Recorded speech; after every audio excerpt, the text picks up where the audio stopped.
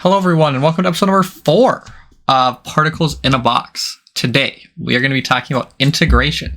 It is so much more than an area under a curve. So last time we covered derivatives. This time we're going to be doing integration and integrals. Another fundamental part of calculus. And I put down it's so much more than an area under a curve because a lot of people are told an integral is an area under a curve in their first calculus class. And while that is somewhat true, it can be a little bit misleading, as just restricting yourself to that one viewpoint can lead to problems down the road. So I hope that one of the things that you can pick up on as we go through this episode and the next episode relating to problems with integration is that there's more to it than it just being an area, and that there are other interpretations of an integral besides just an area. So that being said, I'm going to give out another warning, right? This is not a replacement for any of your AP Calculus courses, Calc 1, Calc 2, or Calc 3. This is just meant to get people up to speed and give them somewhat of an understanding of what integration is and what an integral does, so that when I'm using them in derivations, proofs, or math in future episodes, you have some sort of understanding of what I'm doing and why I'm doing it. So the first part that we're going to be discussing is the fundamental theorem of calculus. Okay, there's two parts. This is going to be proof heavy, so don't worry too much if you don't understand every step or exactly what's going on. But this is just the foundation of integration and how we can actually compute integrals. Okay, so part 1 of the fundamental theorem of calculus, what we're going to do is we're going to set a big function f of x equal to this. So this squiggly line is the integral symbol, and we have bounds on this integral. So we have the lower bound of a and the upper bound of x. If you just think about it as like a number line, right? We start at point A over here, and we go to some point x over here, and there's some sort of squiggly curve, okay? And this curve is f of t, okay? So that's what f of t is, and you're just going from point A to point x, okay?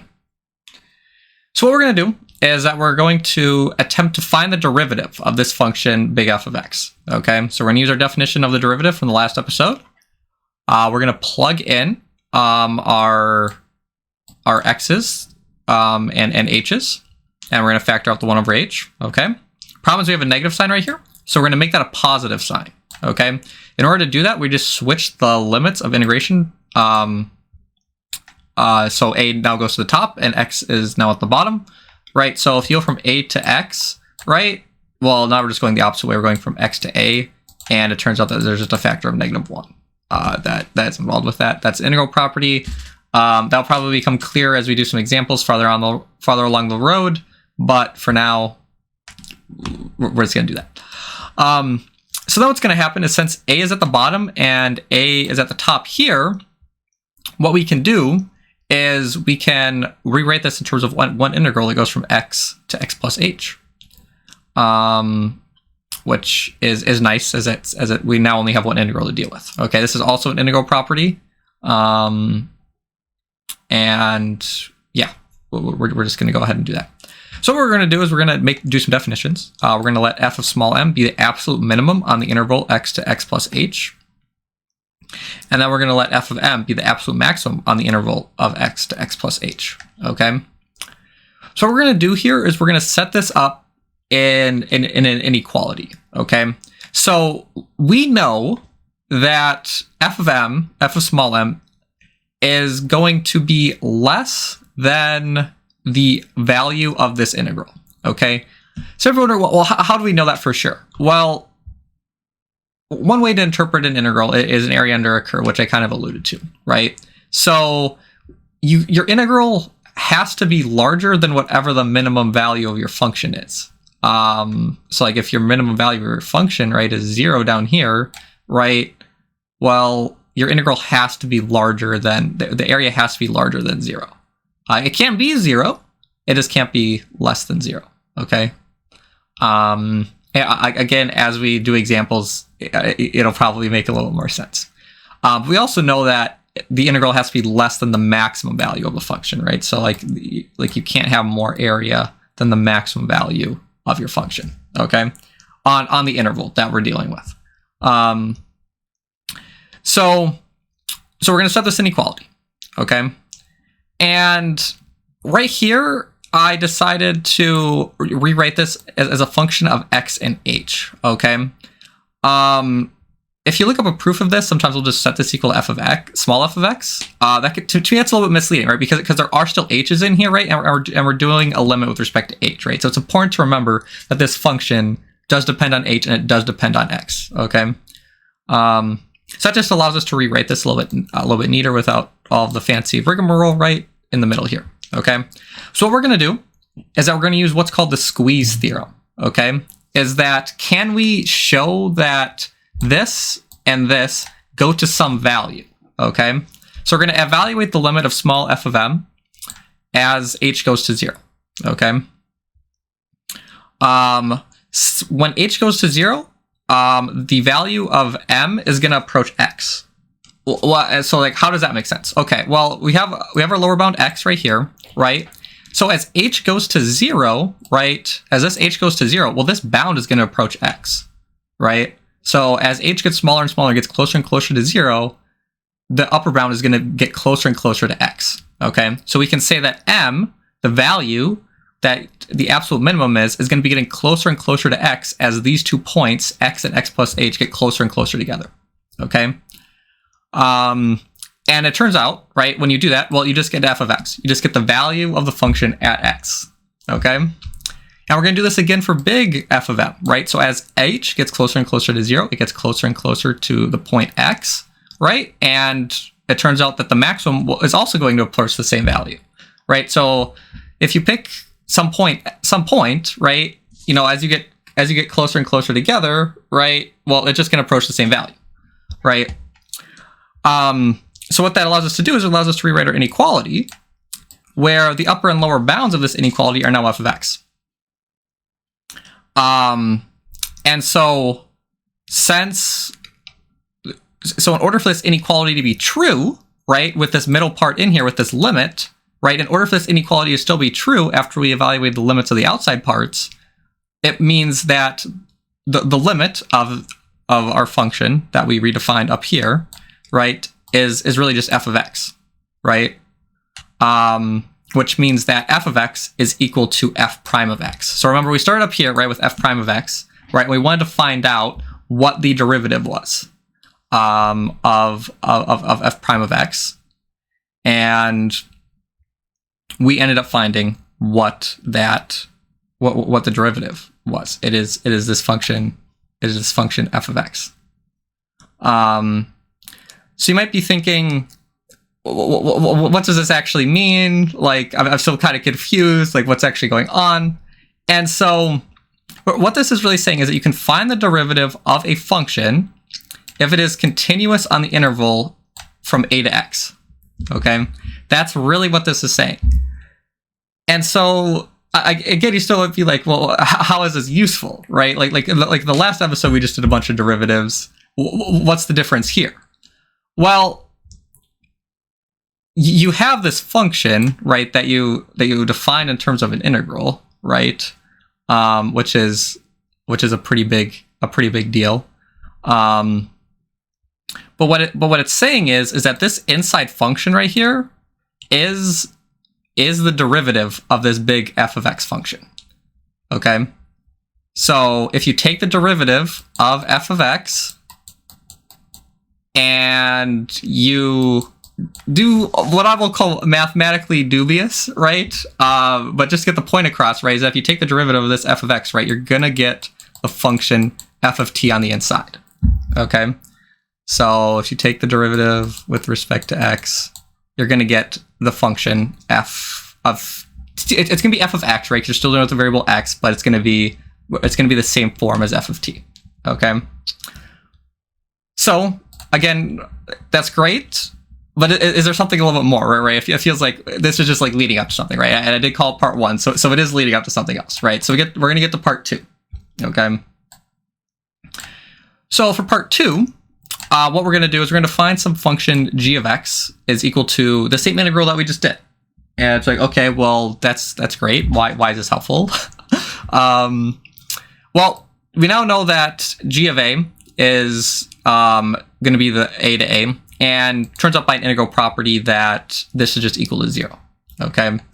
Again, as we get farther in the video, this will probably make more sense. For now, just accept this is 0.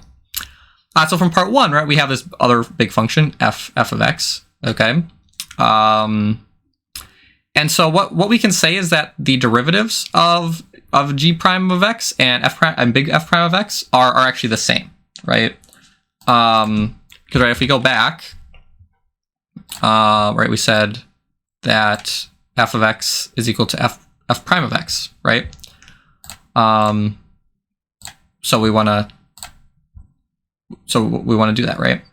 What this also means, though, is that we know that g of x plus a constant is equal to f of x, right? So if you think about taking the derivative of this, right? So if you take the derivative of big F of x, you're going to get to this, right? And if you take the derivative of big g of x, right, you're going to get to big G prime of x. And this constant's going to go to 0, right? The derivative of a constant is 0 from the last episode, right? So we can also have a g of b, which is the integral from a to b of f of t, okay? And so it turns out what you can do is that you can write f of b minus f of a is going to be equal to the integral from a to b and the integral from a to a, which is going to be equal to our big G function plus a constant, right? And when you subtract these, right, the c's are going to go away. You know that this goes to 0. So you know that the integral from a to b is equal to the g of b, like up here, but it's also equal to f of b minus f of a. And so you might be thinking, well, this is a little bit dubious. Like, why not g of b minus g of a? And what I'll tell you is that there's another version of this proof out there. It involves Riemann sums, which we'll get to in a minute. But I thought that this one built off of the part 1 a little bit better and illustrated what I wanted to do a little bit better.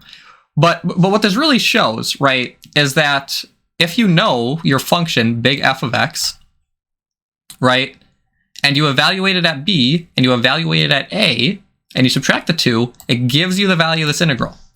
So this is how we evaluate integrals, is that if you can find some sort of function f of x, right, then you can evaluate the integral that we're given. Okay, so it's like, okay, there we go. That's the payoff. This is what we've been building up to. We now have a way to actually evaluate this integral, right? So that's big. And we'll be going over types of integrals and giving some examples of how to actually evaluate these in the next few slides. So first off, I wanted to give you a visual representation. Like, what does an integral actually look like? So we're going to bring over Mathematica here. And so what I've got here is I have the curve x squared minus 2x minus 5. Okay, so that's the orange curve right here. And so what I have here in this blue purplish is an area. Okay, and so it's a box, right? And I alluded to that an integral was an area under a curve, right? Well, this doesn't look well. This blue thing is some sort of area. It doesn't like match any area under the curve per se, right? So, well, let me move the slider here, right? And watch what happens as well. Now the area. Now you're seeing like, okay, this part's the area under here, right? We have a little bit of like this area down here from the part that's below 0, and we have this area over here on the left, right? And as I continue to move the slider, right, each of these bars is getting smaller and smaller, right? And it looks like it's approaching the function better and better. Okay? And so then as I go the other way, right, the bars get more and more noticeable, right? And eventually you get all the way back to the start, right? So let me maybe make this a little bit more illustrative, right? So, okay, now we got a rectangular box, right? So what happens as I move A, right? Okay, well now you can start to see, okay, now there's some parts that are like sticking out, right? There's some parts that aren't quite filled in right here. But as I continue to move the slider, right, it fills in those gaps. That the area that's like above the curve is getting less and less. and we're getting a better and better approximation of the area that is under this curve, right? So what this is illustrating is it's illustrating the principle of what are called Riemann sums, okay? So each of these rectangles has an area associated, right? Like you go from some point x to some other point x, and then you have some height, and that height is based on the value of this function, okay? And you can make the width of those x pieces smaller and smaller, right? So here at the beginning, right, we have like x is like 2, like the delta x down here at the bottom, right, is like 2. So we got like a 2 width, right? But then as we go farther and farther along on the slider, right, well now the x is like too small to see, right? You can't see like how wide x is, right? And the x continues to get smaller and smaller, right?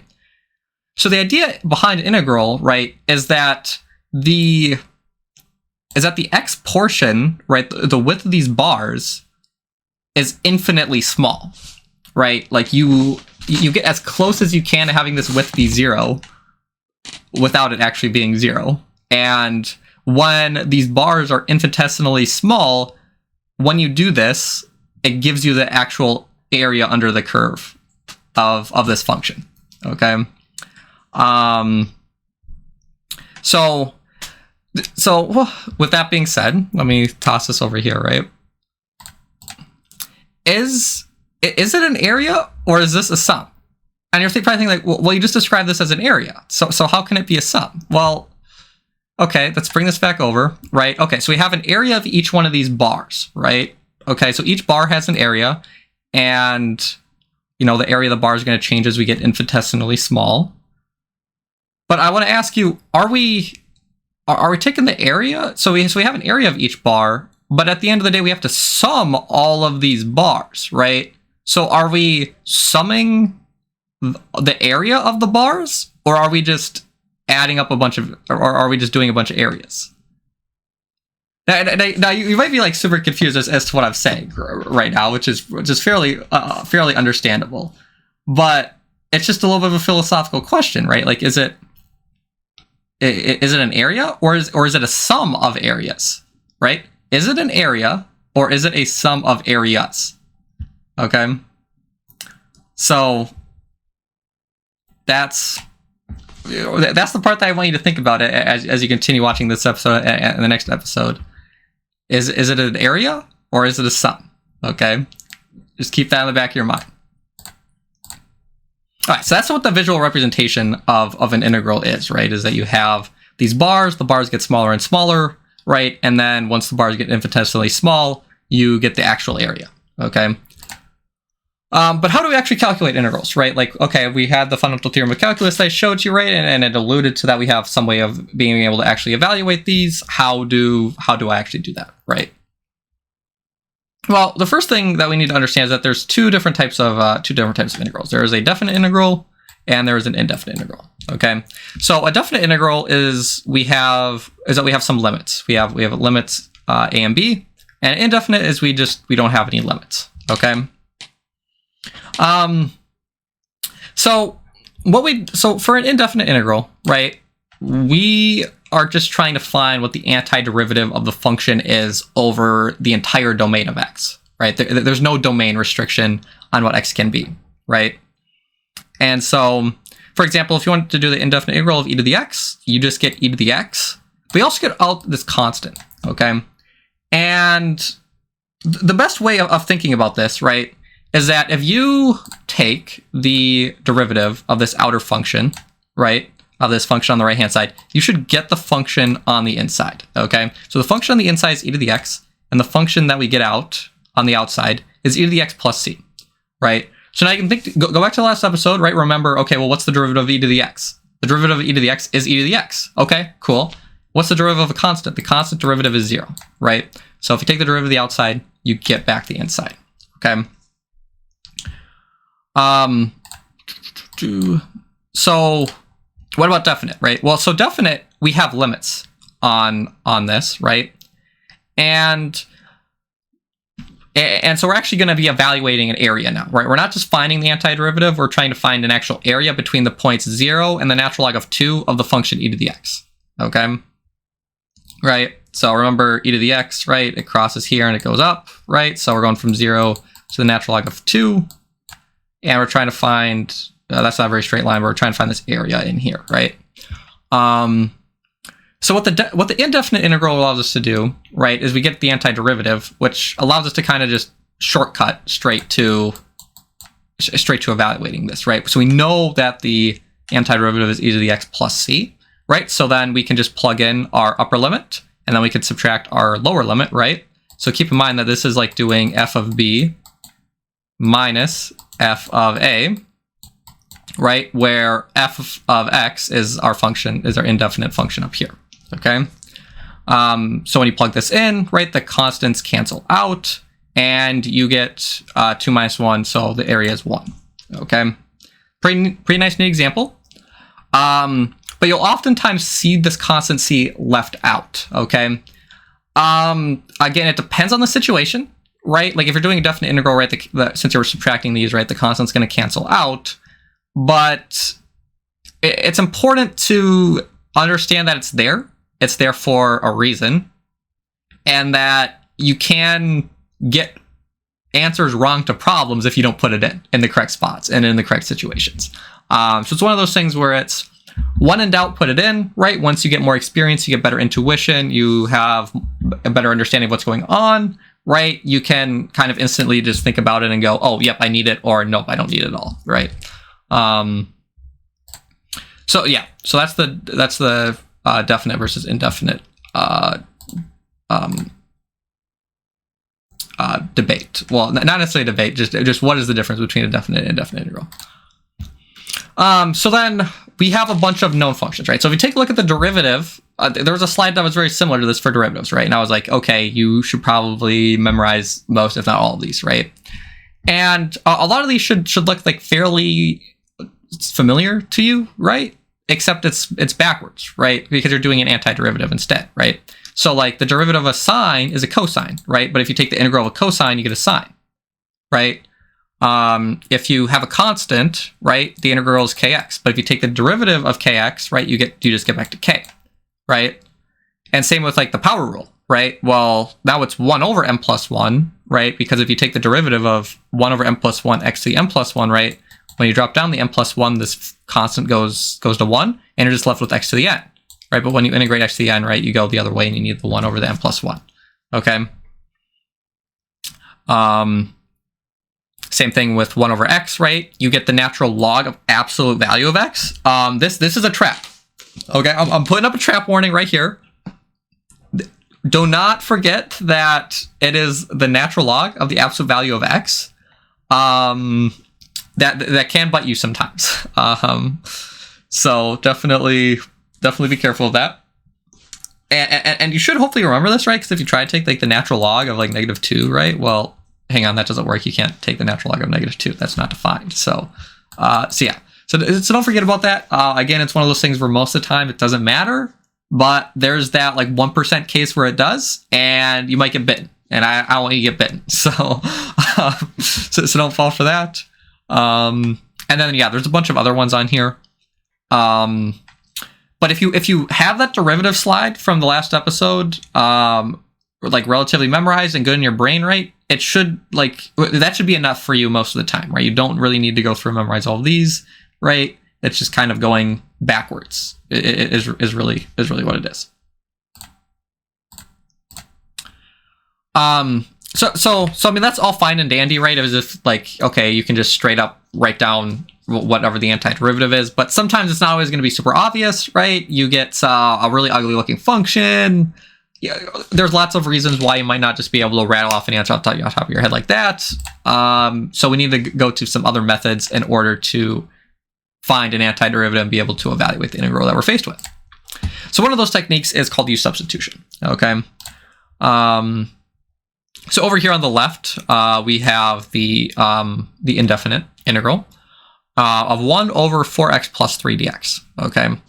Now, some of you who are in like multivariable or in Calc 2 can probably just think about it and give out an answer. But for those of you who are new, right, you're probably like, well, it sort of looks like 1 over x, but not quite. So I'm not quite sure. So So that's good thinking, right? It is similar to 1 over x. So can we get this function to look more like 1 over x, right?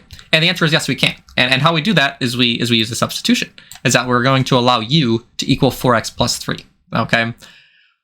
So then what you have to do is you have to implicitly differentiate. So go back to last episode if you have no idea what I'm talking about. So we're going to get du is equal to 4dx, right? So you take the derivative of the left, which is du. Take the derivative of the right, which is 4. But don't forget that we have to do dx, right? Because you have to remember that we have this like dx thing floating here, right? So if we just did u, well, then we'd be integrating 1 over u dx. And that's kind of like, well, what does that actually mean? Well, we got to solve that problem. So we have to figure out what du is, okay? So that means we have to substitute this in for dx. And we have to substitute this in for the bottom. And so what we end up with is the integral of 1 over 4u du, okay? You can factor out constants out front of the integral that have nothing to do with the variable of integration. So the variable of integration is u. So this 1/4, right? Well, that doesn't depend on u. It's a constant. You can just pull it out front. So you get 1 over u, right? So that's a lot like 1 over x. So that's nice. We know what the antiderivative of 1 over u is. That is the natural log of the absolute value of u plus c. So we can take our constant 1/4, multiply it by our antiderivative. And you might be wondering, well, why is it not 1/4 c, right? Like it looked like you kind of like just like distributed it, right? That's like this is a constant, right? So 1/4. Whoops, that is 1/2. So 1/4 c is a constant. Okay, so you can just rewrite that as a constant, right? It's still right. If you take the derivative of 1/4 times a constant and take the derivative of that, well, that is still 0, right? And we don't really care what the constant is either. So we're just going to replace it with another constant, right? So like you could label this C0 and you could label this C1 if you wanted to, right? But it's still a constant, okay? The problem is we still have a u here, right? And we want our answer in terms of x's. So, but we know what u is from our substitution, so we can just plug that back in. And so we got 1/4 the natural log of the absolute value of 4x plus 3 plus c. Okay, so perfect. Okay, we have our antiderivative. That's nice. But what happens if we needed to like evaluate this between a couple of points, right? Well, on the right hand side, we got 1 to 4. Okay, we can still do our substitution, but this is where I want to address something when you're doing u substitution, right? Is that you kind of have two options for what you can do. One of them is not super mathematically sound and is, you know, it works, but you know, you might get in trouble depending on if your professor likes you or not. And the other one is completely mathematically sound. It'll always work out for you. Okay. So option number one is that you can ignore the limits for a little bit and just deal with your u's. Okay. The other option is that you put in your u's, but you also change your limits of integration. Okay. Because you're making this substitution, your limits of integration are now going to change. The short answer why you have to do that is that if you don't, you'll get the wrong answer. But since you're changing, variable, your limits also have to change. So on the left, right, you just evaluate, right? You evaluate your integral, you get your antiderivative, right, and then you evaluate it, right, and then you plug it in. Okay. With your original constants when you have your answer in terms of x, right? Or what you can do, right, is, okay, you can do your u, right? You can get this antiderivative and you can plug in your modified limits, right? And so if you do the math, right, you're going to get 1/4 times the quantity natural log of 19 minus natural log 7, right? You know, either way that you do it, right? You can use the original x limits once you find the antiderivative, or you can use the modified u limits, right? And there are situations where doing one or the other might be easier or better, right? Like dealing with like 19, right? It's not a super nice number compared to dealing with like 1 or 4. So if you had like some big complicated expression where you were multiplying by 19, it might be a lot better to simplify it down to to use the x one where you only had to multiply by 4 instead of 19. I don't know, right? You kind of have to take it by a case basis, right? But the one on the right is a lot more mathematically sound because you're constantly keeping your limits in there versus just dropping them and pretending that they don't exist. And if you have your teacher or professor, they're going to be like, well, wait, where'd your limits go? Like, you just dropped them for apparently no reason. And it's like, well, no, I did have a reason, but, you know, it's like I still got to the right answer, but yeah, I just kind of did things a little bit differently, right? So just be wary of that. I just want to point it out so that nobody blames me for getting in trouble if they do something that is slightly mathematically dubious. So the next way we can do it is we can do what's called a trig substitution. Trig meaning like trigonometry or trig function. So for example, we have the integral of the square root of 1 minus x squared dx. Okay. What we're going to do is we're going to set x is equal to the sine of u. And you might be thinking like, what? Why would I ever do this? Like, this seems like it's going to make my problem harder rather than easier. Like I'm taking a linear function and setting it equal to a trigonomic function. Like that seems yucky. Well, there is a reason for it. Again, you have to set your dx is equal to cosine u du. So don't forget to change your variable of integration to the correct one. But what it allows us to do is we end up getting the square root of 1 minus sine squared u. Okay. And some of you might instantly be like, oh my gosh, you're a genius for doing that. And some of you might be like, wait, what? I don't quite understand. Well, there's a trigonomic identity. The sine squared of x plus cosine squared of x is equal to 1. Okay. So if you rearrange this in the correct way, you can remind yourself that this square root is actually just the cosine u. Okay. And we multiply by this other cosine u, we get cosine squared of u. Okay. We're going to use another trigonomic identity here to simplify our integral. So we're kind of making two substitutions in a way, which is completely legal. You can totally do that. And so when you end up evaluating, that, you get you get this out over here. Okay, that's great. We got this stuff out. It's still in use though, right? And we want it in terms of our original variable x. So how do we do that? Well, so we know that x is equal to sine of u. We also know that this is also equal to x over 1, right? So if you divide something by 1, you still get out the original thing. But the reason why this is useful is that if you remember, sine is equal to the opposite over the hypotenuse. Okay. So in a triangle, right, you have something like this, right? You have your angle, which in this case is u, right? Your opposite is x, and your hypotenuse is 1. That's the definition of sine, okay? Well, but what's the adjacent, right? What is the adjacent? Well, if you use, x squared plus something squared is equal to 1 squared, right? You can go ahead and solve for it. It's 1 minus x squared. Okay, well, that looks a lot like what's up here. But it also allows us to say that cosine of u is equal to 1 minus x, is equal to the square root of 1 minus x squared, right? As that's the adjacent over the hypotenuse, right?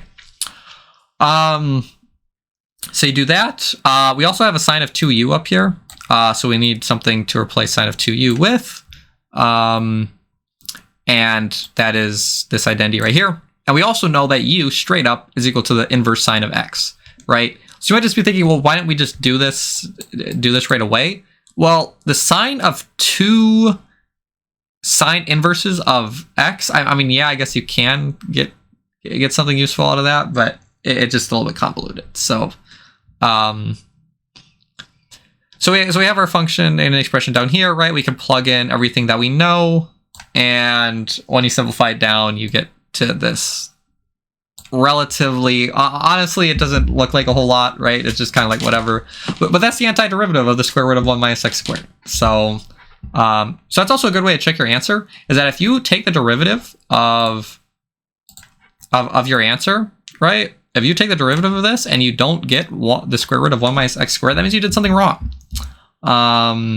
So that's a quick way a relatively quick way of checking your answer, right? Again, this isn't a very nice function, right? You have to know what the derivative of sine inverse is off the top of your head, right? You're going to have to product rule this, right? So it's not a quick, like super quick way to check the answer, but there is a way. There is a way, right? The other thing that I want to mention is that if you integrate something, right, and you have some functions that you have added together, right, you can split up those integrals, right? So that's the integral really of f of x dx plus the integral of g of x dx, right? Is that you can separate those parts out and then you can just add them together at the end. So it makes dealing with something like this a little bit easier. It does not work for multiplication, by the way. So definitely be careful. Definitely be careful of that, right? Do not fall for that trap. I mean, a quick example I can give you, right, is x is the integral of x times x, right? Which is the integral dx, right? Which is also x squared, right? So if you try to do the integral of x times the integral of x, right, you're going to get 1/2 x squared times 1/2 x squared, which is 1/4 x to the 4th. Okay, right? But if you do the integral of x squared, you're going to get 1/3 x cubed. Okay, so this does not work. Honestly, considering that I've been doing calculus now for 8 years, you'd be surprised at how many people still think you can do that. So yeah, do not fall for that. However, there is still there is still sort of a rule for multiplication, and that's the next slide, which is integration by parts. Okay. So integration by parts here, right? What we're going to do is we're going to start with the product rule, right? So we got two functions multiplied by each other. We're going to take the derivative of it, right? And that's equal to the function times the derivative of the second plus the second function times the derivative of the first. And then we can integrate both sides with respect to x, which is totally legal, by the way.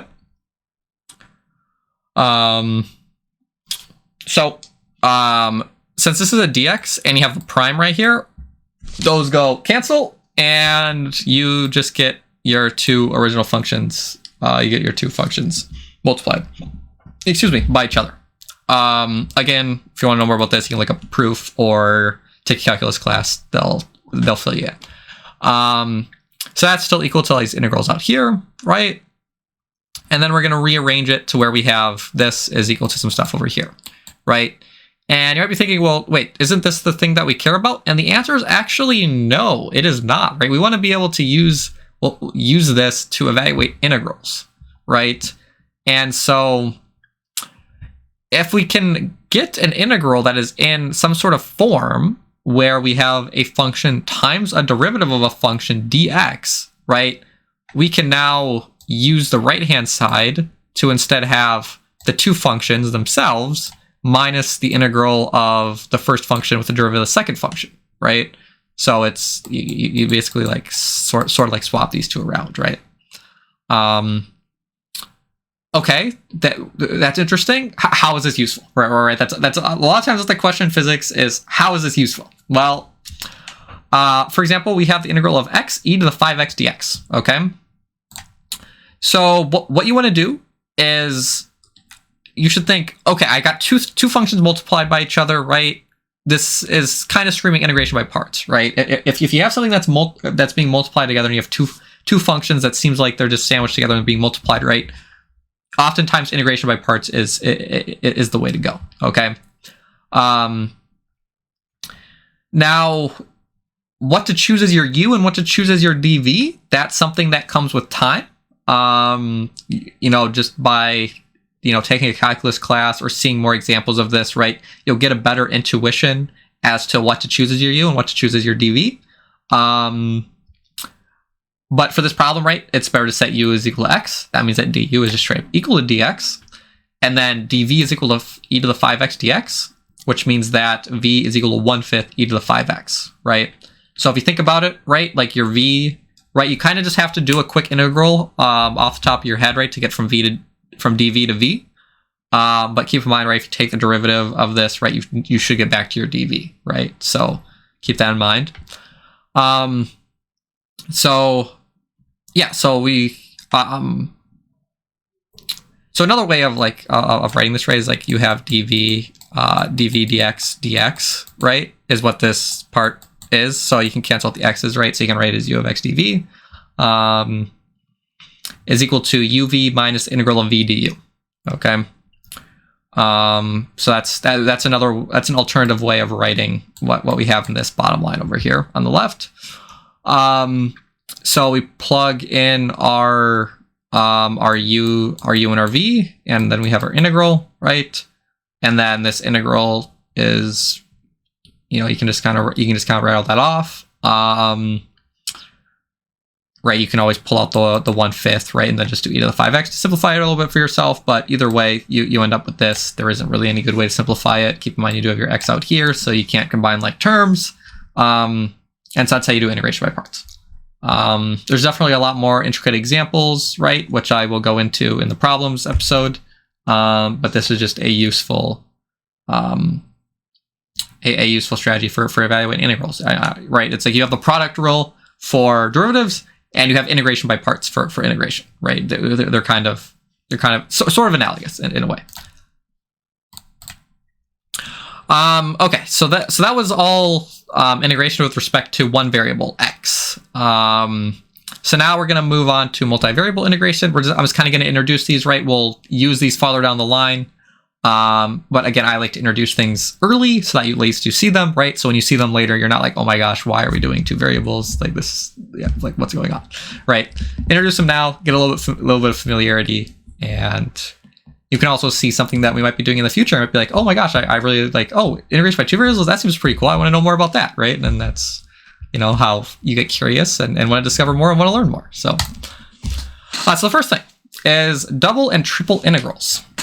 Okay, so we've been writing integrals as the integral of f of x dx, right?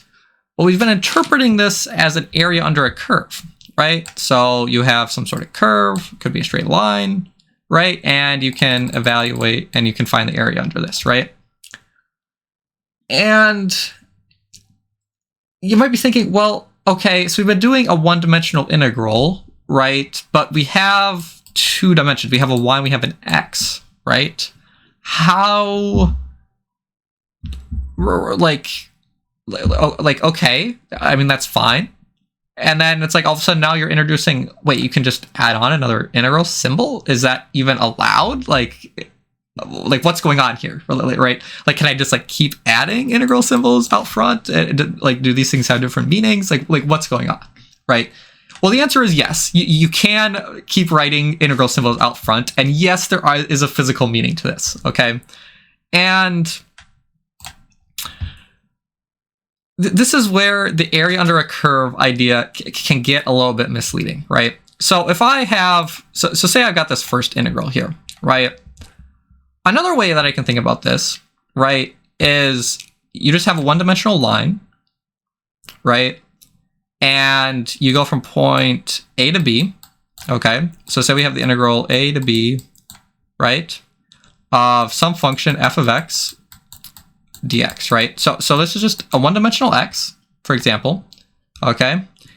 And we're going from A to B, but say that as I get closer to B, there is, like, say that this is like a rod, right? Like you have a rod, okay, right? And maybe it's better to go from zero to B. So we'll rewrite this as a 0. Okay. So you go from 0 to B. Okay. But as I get closer to B, the mass of my the mass of my rod increases. Okay. So I've got like some sort of density function of my density, we're going to call it lambda, is equal to x, for example, right? So keep in mind that 0 and b are x coordinates, right? They're just on a one-dimensional thing, right? Okay, so I can do the integral from 0 to b of x dx, right?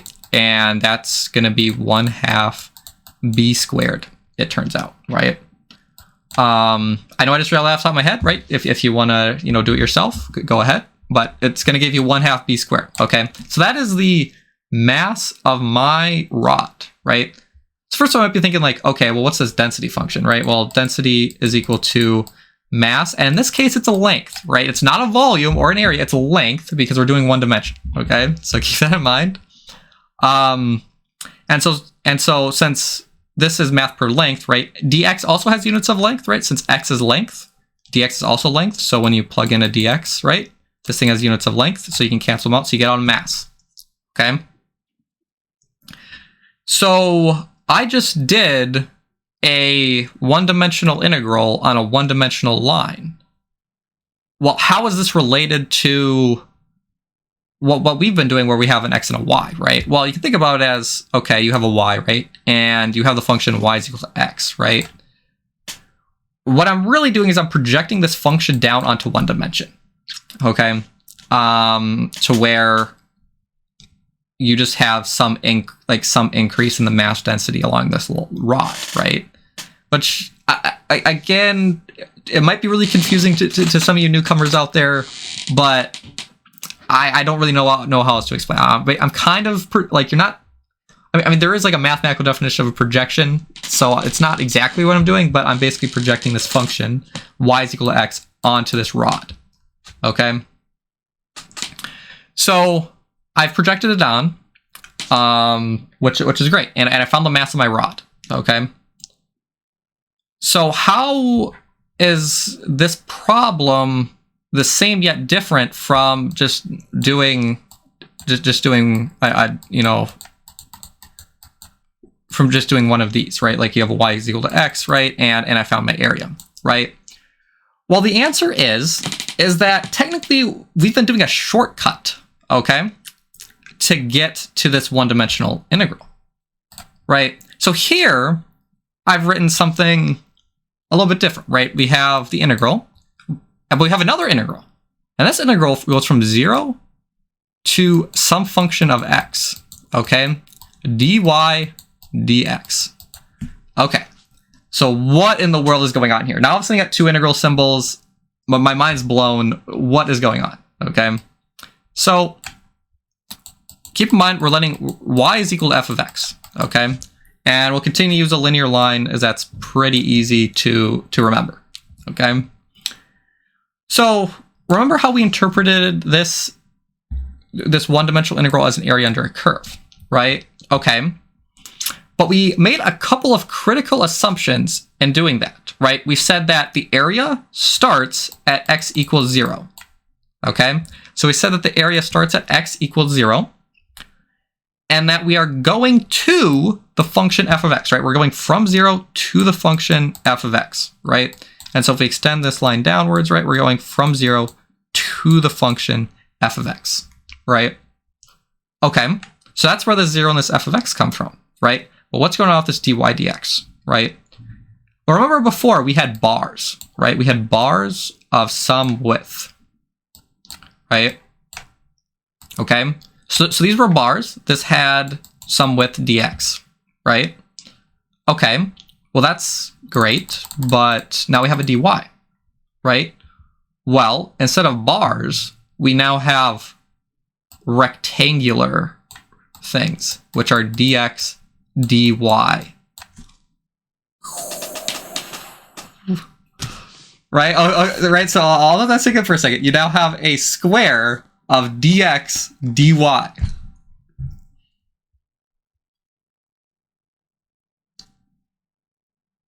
Okay. Okay, so now that you've had a chance to process that, right? So instead of using bars, we can use squares, right? We can use squares / rectangles, right, on the xy plane. And so, like, okay, so it's like, okay, so you have this new form, right? How do I get to the previous form that we had, right, where you only had one-dimensional integral, right? Okay, well, that's fair. So let me give myself a little more room here. and we can go ahead and do this, right? So we got the integral, two integrals. We're going to ignore the outer bounds on, well, fine, we'll put in the bounds. We'll say it goes from a to b. And we have f of x dy dx, okay? So first of all, a couple of notation things, right? Is that the way that people in physics do it, right, is we go from in to out, right? They go from inwards, outwards, okay? Sometimes people do it left, and then they like do the next thing, and then they do like the next thing. Right now that's backwards with my camera, but point is in physics, right, we go in to out, okay? So that means that this dy is associated with the bounds 0 to f of x, and that the dx is associated with the bounds a to b, okay? So, so what you can do is that you're kind of, since we're doing the dy first, we're going to ignore this dx, right? We're going to treat it as a constant. It exists, but also doesn't. So we can just write this as 0 to the function f of x dy, okay? Oops, that's not a very good y. Okay, keep in mind that there's just a 1 here, right? So this is really just equal to y evaluated at 0 and f of x, which is equal to f of x. Okay, so this first integral is just straight up equal to f of x. And so then all of a sudden you end up with the integral from a to b of f of x dx. So we are now back to our one-dimensional integral, okay? Right? So you might be thinking, okay, well, this was great. How, like, is there a further extension of this? And the answer is yes. There's a further extension of this, right? Say, for example, where you have this line, but you also have like some curve going like this, right? Well, if you now have, say that this is f of x, well, maybe not f of x, we'll maybe say that this is like g of x, right? Well, you can now change your limits to g of x is the upper bound and f of x is the lower bound, right? And you can find the area between these two curves, right? Is how you can do it, right? Or say, for example, there's actually like another constant in here, like maybe there's a y constant in there, right? That means that one way of thinking of that is that as your y increases upwards, right, you have more mass to your object, right? Like with a linear line, right, you have a triangle in here, right? So if you want to find the mass of this triangle, right, but the mass as you get up to the point up here is higher than the mass amount at the base, right, you can find the mass of that triangle, okay? Mass is the most intuitive example that I can give, but that's one way of thinking about it, right? And so then you might be thinking, okay, well, what about this triple integral, right? So this is, so this double integral, right, gives an area, right? This one-dimensional integral gives like a one-dimensional like length, almost, you can sort of think of it, right? And then the three-dimensional integral gives you a volume, right? You can get a volume off of that, right? I'm not very good at drawing in 3D, so I'm not going to draw it out, but you can think of the triple integral as giving you a volume, okay? And that's why you have a dz, a dy, and a dx, okay? There are some properties of these integrals that make evaluating them in multiple dimensions easier. Those will be coming farther down the line. But I just wanted to show you here that, yes, we have one integral symbol, but there's more to it than that, right? Like you can extend the integral to be more than just this area under a curve, right? There's more to it than just this one integral symbol as well, right? As you can have multiple integral symbols, and that's more than just that area, right? Because again, with this patch idea, right, of dx dy, well, okay, yes, that's an area, right? But you're summing these patches, right? It's not just an area, it's a sum of areas, right? It's a sum of multiple areas, right? And that's what I want to get to, is that yes, sometimes it's an area, but it can also be a sum, okay? So the next one, a little bit less intuitive. Again, these applications of this aren't going to come until farther down the line. are vector-based integrals. So this top integral is called a line integral, okay? And what it does is that you have some vector field. So I plotted the vector field xy here with these like arrows, dot ds, okay? Over a curve, okay? So that's what C means, is that's over a curve, okay? So we have the curve x squared here, okay? And so what this is telling you, this integral, what it tells you is it tells you how much does the vector field point along this line, right? So if you had every vector line pointed parallel to the curve at each point, right, you would have a maximum value for the line integral, right? But if you had a bunch of things that were perpendicular to the curve, you get 0, okay? So it's just telling you how much does the vector field point along the curve, okay? And then you also have a two-dimensional integral. This is called a surface. That is not a good S. A surface integral. Okay, so here, right, I've got a plane, okay, which is our surface, and you have a vector field that's pointing straight through it, okay? So it's telling you how much does this vector field point through that surface, okay? So the way that I have it set up is that this would be a maximum value for a surface integral, right? Because it's pointing directly through it. But if you had something that's perpendicular to it, to the surface, right, and isn't flowing through it, then you would get 0, okay? So you wouldn't have any of your vector field flowing through the surface, okay? So if you've heard the term flux, this is where this comes from, is that you can calculate flux by using a surface integral. Again, the applications of this are farther down the road, but it is another example of, well, this isn't an area. Like, this is not an area, right? Like, you are summing up how much something points along a line or how much something goes through a surface, right? There's no area involved with this at all, right? So it's a sum. It is not an area, right? I want to make this very clear. These examples that I just gave are not areas. They have no correlation to area at all, okay? They are straight up sums related to how much a vector field points either along a curve or points along a line, okay? So the last example, our last topic I want to talk about before wrapping up our theory discussion of integration is separable integrals. So there's an interesting property here where if you have functions of a single variable that are multiplied by each other, and you're trying to evaluate them in a multiple integral format, you can actually just straight up multiply the integrals together. Again, this only works is if you have a function that's just x, then a function of y, and then a function of z, and you're multiplying them together, right? If you're adding them together, it doesn't work. If you're subtracting them, it doesn't work. So that is nice, right? So like x, y, z, right? That's good. X, y over z, that's good. Sine of x, y, that is not good, okay? That will get you into trouble. You cannot separate that out. Same thing with like square root of x plus y, right? That's not gonna work, right?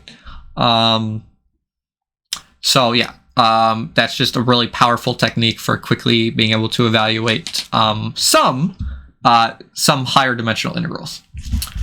So with that being said, that's the end of our theory discussion. In the next episode, we'll be doing some problems and some examples to hopefully that will solidify your understanding a little bit more and